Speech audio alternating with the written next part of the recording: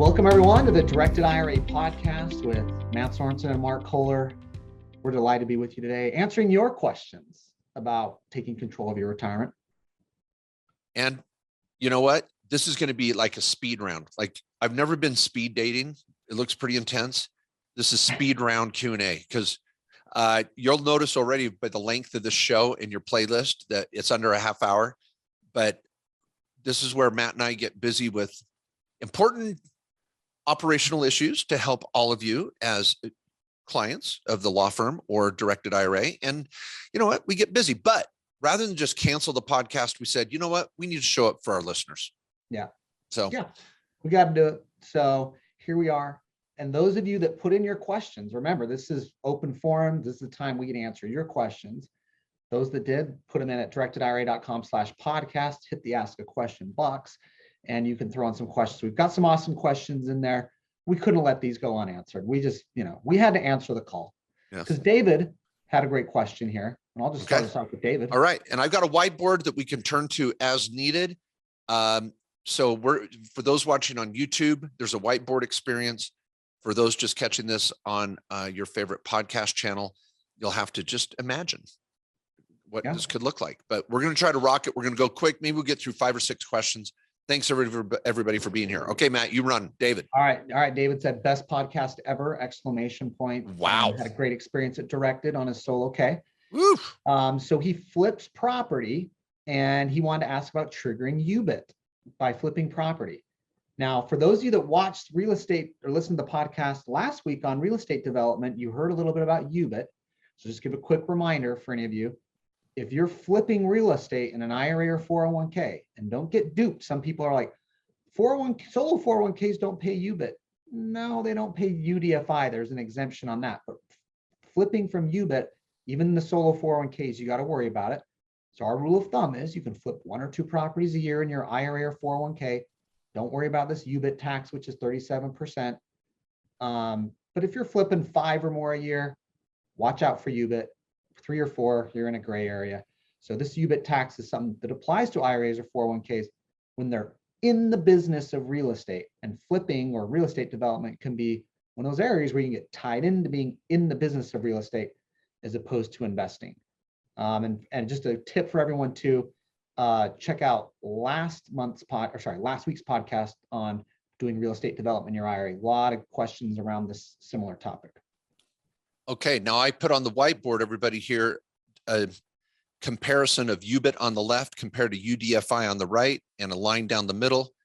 Ubit applies when you have operations or kind of a business income scenario, and the Congress and the IRS has said we need to just level the playing field. If you're going to run a restaurant in your IRA, you're going to pay some tax. But if you're going to buy a building and rent it to a restaurant, then there's no Ubit. Ubit is kind of a penalty for operating. They need to level the playing field from a family down the road trying to do fix and flips as well, and you need to pay your fair share of tax. But if it comes to passive income, Ubit doesn't apply. In a 401k or an IRA, it doesn't matter which type of retirement account, it matters what you're doing. So if you're operating as a fix and flipper, you got to worry about Ubit. If you go to debt on the right side of the whiteboard, debt on a project can trigger this unrelated debt financed income in an IRA, but not in a 401k.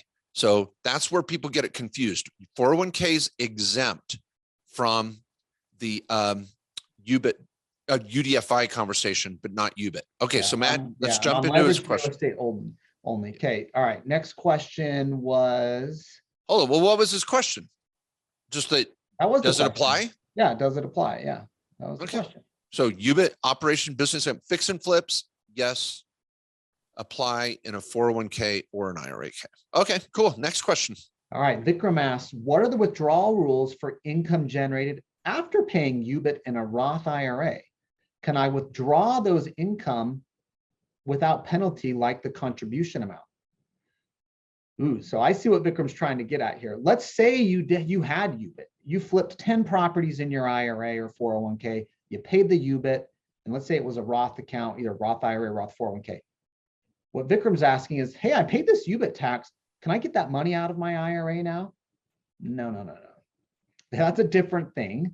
Just because you paid the tax on it doesn't mean that you get to pull the money out. This UBIT tax is not like paying It's tax two on levels. distribution. It's a different thing. Yeah. I'm going to put on the whiteboard, everybody, a Roth IRA compared to a regular IRA or 401k, let's say. So we've got on the left, we have a Roth IRA or Roth 401k. And on the right, we have our IRA traditional or traditional 401k. We'll put a line down the middle.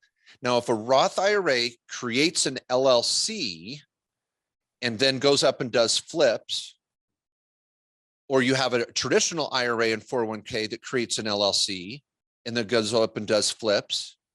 Matt, talk about the two tiers of taxes where what this question is trying to blend the two. So break it down for us.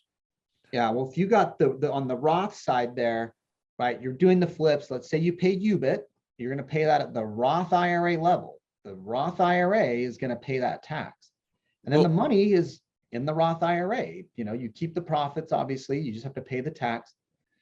Now, when I want to pull the money out at retirement on this Roth side, cool, it comes out at retirement, no tax.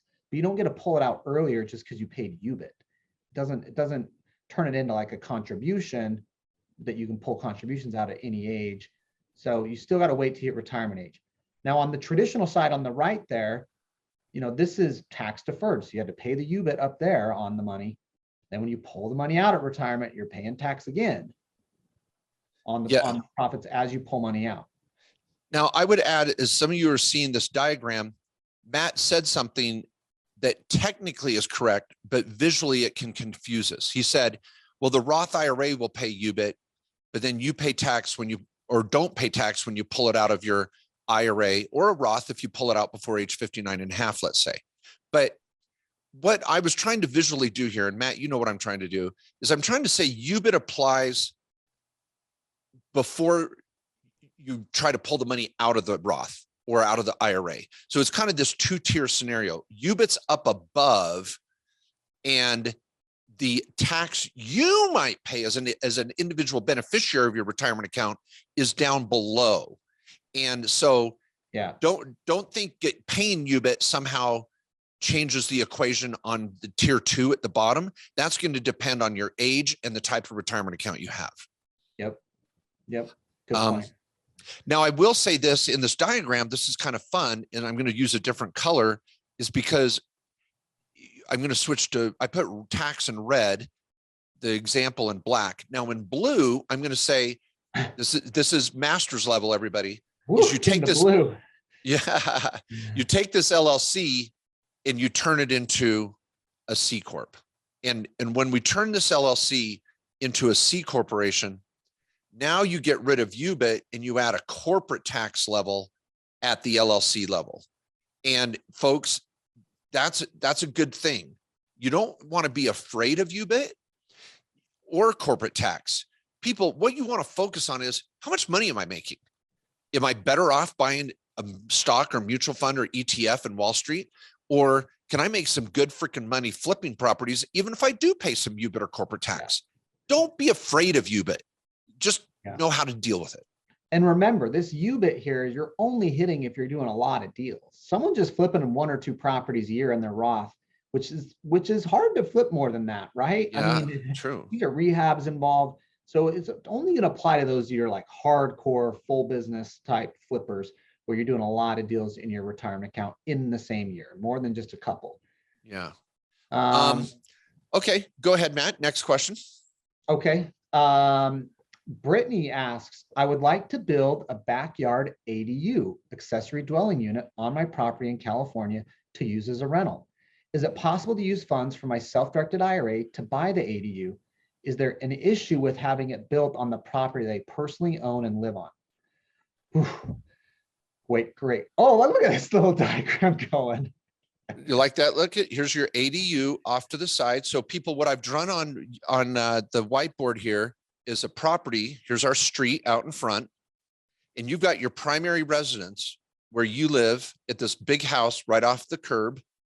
And then in the back, we've got this little ADU. Now, for some of you that are in other states, we can call this a cottage, a mother-in-law apartment, a casita. Yeah. In California, they just call it an ADU because there's a law to help Build those, right? buildings. Yeah. Because they need affordable housing, and so people put these in their backyard and they rent them out, and they're usually small little houses as depicted there on the drawing. But let me get to Brittany O. I got some bad news. Yes and no. Yes, your IRA can buy and rent an ADU. I love it.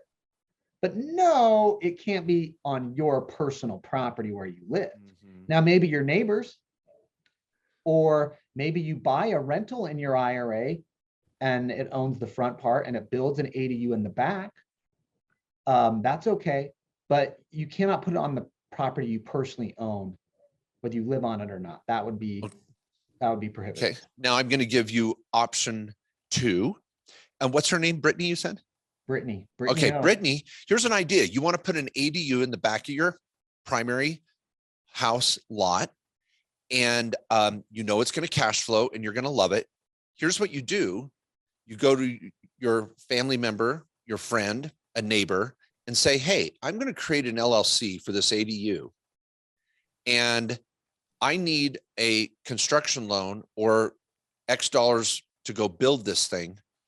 And will you put in the cash for this deal? I'll provide the land, I'll provide the management, and I'll check people in or handle a long-term lease. Maybe we Airbnb it. Who knows what you do with this ADU? It could be an Airbnb.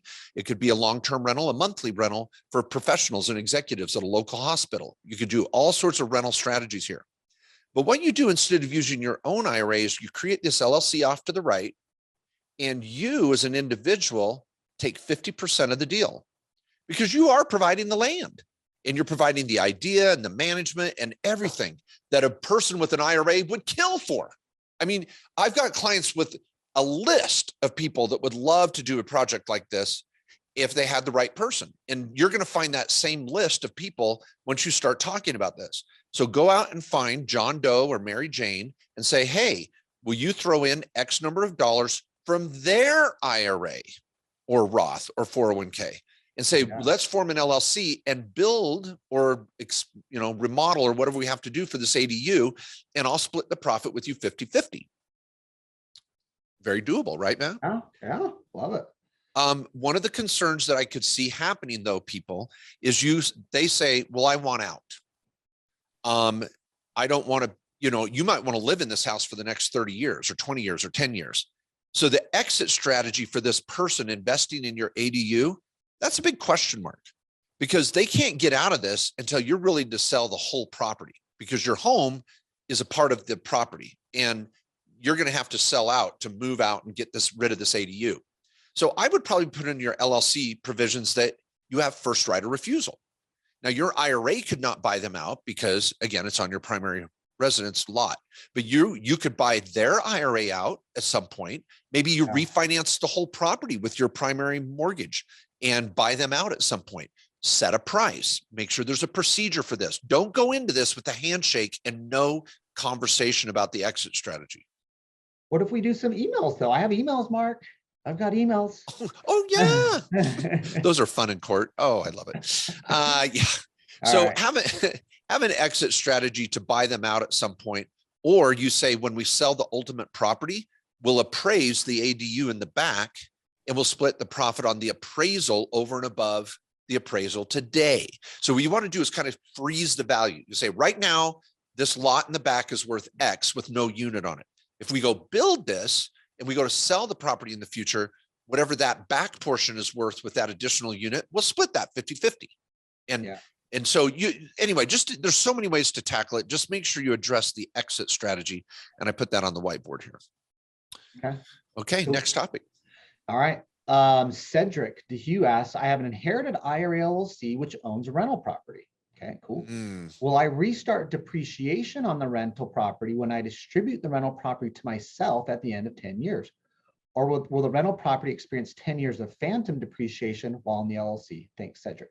But it is a great question. I think I know the answer. Yeah, there's a lot of moving parts in this one. So Yeah. I went back to the whiteboard for everybody So- visually. I created an inherited IRA that owns an LLC that owns a property. All right, keep going, Matt. Okay. So first of all, Cedric, and for everyone else, that's awesome. You can have an inherited IRA that owns an LLC that owns real estate. And so if you inherit a retirement account, an IRA or 401k, you can turn that into a self-directed account, as Cedric's done here, using the IRA and use an IRA LLC because you want to do real estate. LLC provides a lot of great convenience, some asset protection too. But remember, on an inherited account, now, if someone passed away and you inherit their account after starting in 2020, you have 10 years which you get to keep that account and you get all the tax deferral. If it's Roth, you get to keep going, and grow that thing. But you have to distribute the entire asset at the end of 10 years. Now, do I have to take distributions along the way, or can I wait till the 10th year? Now, you don't have to unless the person, and this is actually the IRS just clarified this like a month ago, and it sent financial planners in the retirement industry all pissed off. Basically, what the IRS said is if you inherited an account and that person was already in RMD, or they were RMD aged, which is 72 now, then you have to keep taking distributions over that 10-year window. If they were not, though, then you basically get the 10-year window and you can do whatever. That's the new rule. A lot of people are still arguing, no, that's not what the code says. When it was revised, IRS, you're being too aggressive. Everyone gets the 10 years, whether they were an RMD or not when the person passed away. So this is, this is literally in controversy right now. Yeah. If I was the IRS, I'd say, yeah, you still get the 10 years, but you got to take distributions in 1/10, 2/10, 3/10, 4/10, because we had just started to collect on this bozo that died. Now you don't get to get around that. You've got to take your regular distributions too, but 10 years to get out. All right. That's now what let's they're talk about if they were in RMD age when they died, but if they weren't, then you don't need to worry about that. So let's presume, and just so you know, some of you have inherited IRAs, you're like, whoa, that was a curveball. I've never heard that. Yeah. Just okay. Now let's Google around. You'll see all the hate mail the IRS is getting. Matt, I've actually got some questions here too. So let's give this some more facts. So I inherit this IRA. I've got 10 years. Let's say it was mom or dad, or that was not taking which means people, if they were over age 70. So as long as they were under age 70, yeah, you're going to be fine with just waiting your 10 years. Okay. Now let's say when I inherit this property is worth 400 grand, but mom or dad had purchased it back in the day for 200 grand. And they've been doing depreciation. And let's say the basis was down to 100 grand. I mean, this thing had a low basis. It was worth 400. Tell me some more facts. What happens? Mom and dad die. Do they get stepped up basis to 400? The person that inherits this? Well, I don't know. Do you know? I don't know. Yeah, let's go through Cedric's example here, because I just want to talk about, like, let's say he has an inherited IRA LLC. Okay. He gets the inherited IRA. He then goes and sets up an LLC with the cash, buys the property for 400. Okay. Whoa. I thought he inherited a property in an LLC in an inherited IRA. No, he has an inherited IRA LLC that owns a rental. I'm not saying he inherited the IRA LLC. Oh, see, I was assuming that he inherited an IRA that already owned a property. Yeah. You think he's got an IRA and he's going to go out and now buy a property with it? Correct, which is what okay. All right. I'm going to put that to the side here. I think, okay, we could talk about both of these issues. All right. Okay. So he has an inherited IRA. Now he goes and forms an LLC and goes and buys a property with cash or debt? Cash. Okay. How much cash? What's our example? What do you think? 300 grand? Should we say 300? Let's say 300. Okay. So he goes and buys a property for 300 grand. All right. Keep going. Okay. Now his question is, at the end of 10 years, and let's assume that, again, this person wasn't in RMD yet when he inherited this IRA. So at the end of 10 years, he's like, I want to distribute the property to myself. I don't want to sell it and just take the cash out. I want to distribute the property to myself. He basically wants to know is, where does he start? What is his basis? Well, my sense would be when you distribute it out, if this is a traditional inherited IRA, I'm presuming it is, he's going to pay tax on it at the value when he distributes it. So your basis, Cedric, is going to be is going to be at the value it's distributed from the IRA to you. Don't say basis there. His basis is the amount of IRA he inherited. So if he inherited 300 grand of IRA and he goes out and buys a property, the basis is 300, the fair market value or sales price, no, sorry, the fair market value on the distribution date might be 500 grand. Let's say that. Correct. Okay, so the basis is what he, not what he bought the property for. It's really what his IRA was worth when he inherited it. Wouldn't you say? Well, no, I would say, okay, when Cedric distributes his property to himself at the end of 10 years, now it's worth $500,000. That's the fair market value. He has to go get an appraisal, and he's gonna take it at 1099 for 500,000 of value. Okay. I'm saying that's what his basis is if he just bought that property for 500 grand, because he had to pay tax to get it distributed out of his IRA for a $500,000 value. So you get a reset and go up. Your basis now is the price at which you took the distribution, the value of the property. It's almost like a purchase, because it's going out of your IRA to you. You're paying tax to distribute it out at a $500,000 value. Here's what I'm getting at. I don't think basis matters at all. Here's what, let me give you my counter argument. Okay, everybody listening, let's assume your grandma. But you want that outcome that I just gave, right? If I'm Cedric, I got to pay tax to get this thing out at the fair market value. I better get basis at that too. I don't think you do. Okay. Here's what I think. Let me throw this out. Okay, so let's look at our producer here, Corey. So Corey's over here.